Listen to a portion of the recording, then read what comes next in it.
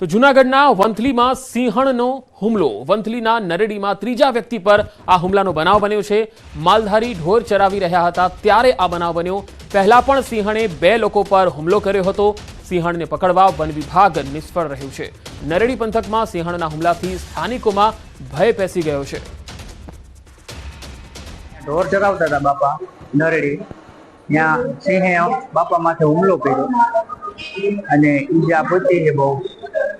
પડખામાં લાગ્યું છે અને ઓઠમાં લાગ્યું છે. 3 જણાને ઈજા કરી અને એની પહેલા 2 થી 3 જણાને ઈજા કરી હતી. સિંહે હુમલો કરેલો.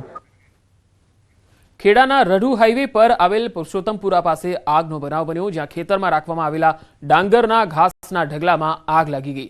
આગ લાગતા અફરાતફરીનો માહોલ સર્જાયો. હાઈ ટેન્શન વાયર પડતા ઘાસના પૂડામાં આગ લાગી ગઈ. નડિયાદ ફાયર અને MGVCLની ઇમરજન્સી ટીમ ઘટના સ્થળે પહોંચી 2 કલાકની જહેમત બાદ આગ પર કાબુ મેળવાયો હતો. હાલ ઘાસના પૂડામાં લાગેલી આગ બુઝાવવાના પ્રયત્નો તેજ કરવામાં આવ્યા. આશરે 15 લાખ રૂપિયાની કિંમતની ઘાસ આગમાં બળીને ખાખ થઈ ગઈ. વડોદરાના તરસાલી ધનિયાવી રોડ પર સ્ક્રેપના મેદાનમાં આગ લાગી ગઈ. આગ લાગતા અફરાતફરીનો માહોલ સર્જાયો હતો. કલાકોની જહેમત બાદ આગ પર કાબુ મેળવાયો.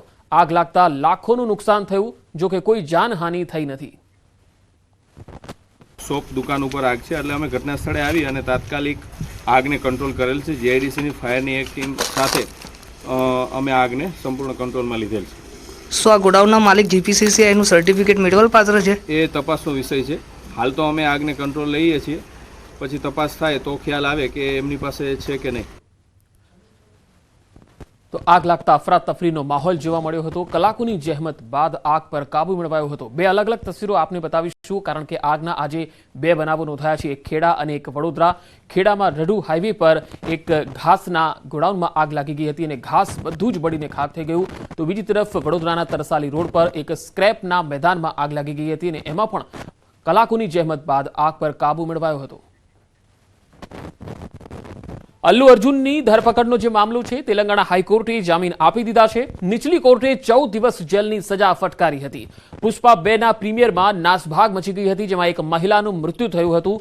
પોલીસને જાણ કર્યા વગર પહોંચ્યા હતા અભિનેતાની ઝલક જોવા ચાહકોનો ધસારો હતો. 4 ડિસેમ્બરે યોજાયું હતું પુષ્પા 2નું પ્રીમિયર.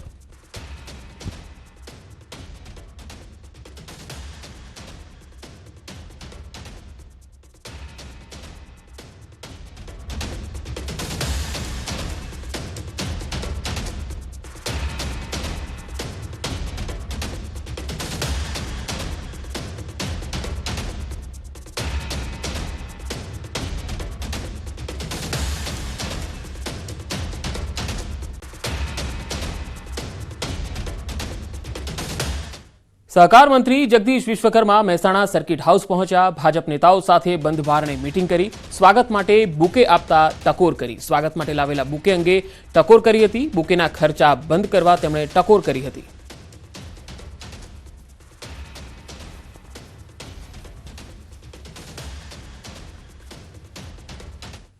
9,000 દારૂની બોટલ સાથે 9 આરોપી ઝડપાયા. કડીની GIDCમાંથી પોલીસે દારૂ ઝડપી લીધો. ગાંધીનગર રેન્જ સાયબર ક્રાઇમ પોલીસે આ કાર્યવાહી કરી. 31 પહેલા દારૂનો મોટો જથ્થો પકડાયો. દારૂનું કટિંગ કરતા 9 શખ્સો રંગે હાથે ઝડપાયા. ખાનગી કંપનીના કમ્પાઉન્ડમાં ટ્રકમાંથી વિદેશી દારૂનો જથ્થો મળી આવ્યો. આ ટ્રકમાંથી સફેદ પાવડરની બેગો પણ મળી. 9,756 દારૂની બોટલો સહિત 39 લાખનો મુદ્દામાલ જપ્ત કરાયો. દ્વારકા જિલ્લામાં મગફળીનું મબલક પ્રમાણમાં વાવેતર થાય છે, જેથી ખેડૂતો પાસે મગફળી પુષ્કળ પ્રમાણમાં હોય છે, છતાં ખેડૂતો નુકસાન વેઠી રહ્યા છે. આ વર્ષમાં ઉત્પાદન પણ સારું થયું છે. ખંભાળિયાના માર્કેટયાર્ડ ખાતે મગફળીના ભાવ નથી મળી રહ્યા અને આવકમાં વધારો હોવાના કારણે માર્કેટયાર્ડમાં નવી આવક 3 દિવસ પૂરતી બંધ કરવામાં આવી છે. બીજી તરફ ગયા વર્ષે મગફળીના ભાવ 1300 થી 1400 હતા, પરંતુ આ વર્ષે મગફળીના ભાવ 800 થી 1000 સુધીના થઈ જતા એક મણ દીઠ 400 થી 500 રૂપિયા સુધીની ખોટ આવી રહી છે. આ તરફ ટેકાના ભાવ 1358માં એક મણની ખરીદી થાય છે. વધારાની મગફળી ખેડૂતોને માર્કેટયાર્ડમાં જ વેચી દેવી પડે છે અને ટેકામાં જે મગફળીની ખરીદી કરવામાં આવે છે તેના રૂપિયા પણ મોડા આવે છે, જેથી ખેડૂતોને બધી જગ્યાએથી નુકસાન વેઠવાનો વારો આવે છે. ભાવ તો આવવા જોઈએ ને, આજ ટેકામાં ભાવ વધુ અને અહીંયા ભાવ વધુ અમને ના આવે. અને ટેકામાં તો 200 મણ માંડવી સંભાળે. હવે માંડવી થયું 400 મણ, તમારે 200 મણ ક્યાં નાખવા જાવી? હવે આમાં 800 થી 1000 રૂપિયા ભાવ છે, તો અમારે આ કપાવું ને ચારી કોરથી. મગફળીની આવક પુષ્કળ છે, ઉતારવાની ક્યાંય જગ્યા નથી. એની સામે સંતોષકારક ભાવ મળતો નથી. અત્યારે 800-900 મગફળીનો ભાવ છે, એની સામે તેલના ડબ્બાનો ભાવ 2500 થી 3000 છે. ભાવ થાય છે બધાય 800 રૂપિયાથી કરીને 1000 રૂપિયા સુધીના ભાવ થાય છે.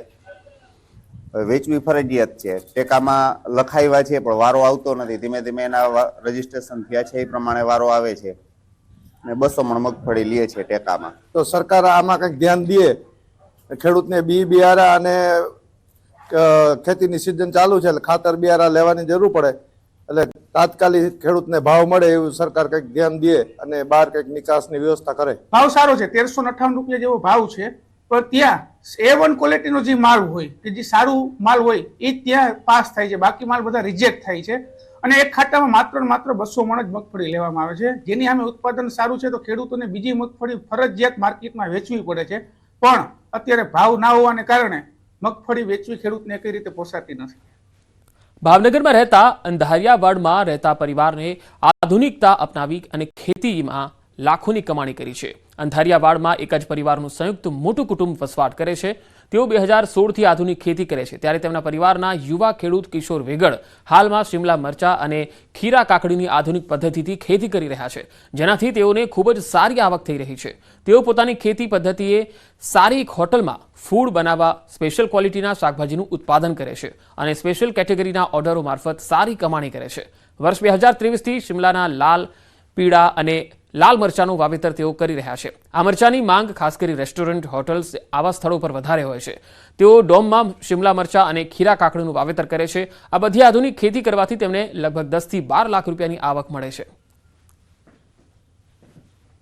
કોઠા સુસ્તી પહેલા નાનું ડ્રોમ બનાવ્યું હતું, પછી અત્યારે હાલ સબસિડીમાં મને સરકારશ્રી દ્વારા મિની નેટ હાઉસ મળેલા છે 2, અને એમાં હું અત્યારે હાલ ખીરા કાકડી, કેપ્સિકમ એવા વિવિધ શાકભાજીની ખેતી કરું છું. કેપ્સિકમ 3 કલરના આમાં કરવી છે. એમ હાલ અત્યારે ગ્રીન, યલો અને રેડ કેપ્સિકમ અલગ અલગ કલરના અલગ અલગ ભાવ મળે છે. ગ્રીન કેપ્સિકમના ભાવ માર્કેટમાં 50 રૂપિયાથી 80 રૂપિયા હાલ મળી રહેશે, જ્યારે રેડ કેપ્સિકમ અને યલો કેપ્સિકમના ભાવ અમને 80 રૂપિયાથી 200 સુધી ભાવ મળી રહેશે.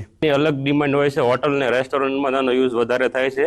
આમાં મહેનત તો વધારે પડતું અંદર ડોમની અંદર જ કામ કરવાનું હોય છે અને સારું એવું ઉત્પાદન પણ ખેડૂત આમાં મેળવે છે. હાલમાં જોઈએ તો બાગાયત ખાતા દ્વારા ઘણી બધી યોજનાકીય ખેતી બધા કરે છે. ખાસ કરીને આપણે હાલમાં અંધારિયાવાડ, જેને જૂના પાદર કોગા તાલુકાનું છે, તેમાં કિશોરભાઈ વેગડ નામના ખેડૂતે સારી એવી ખેતી કરી છે અને બાગાયતની ઘણી બધી યોજનાઓનો લાભ લઈ ખાસ કરીને મલ્ચ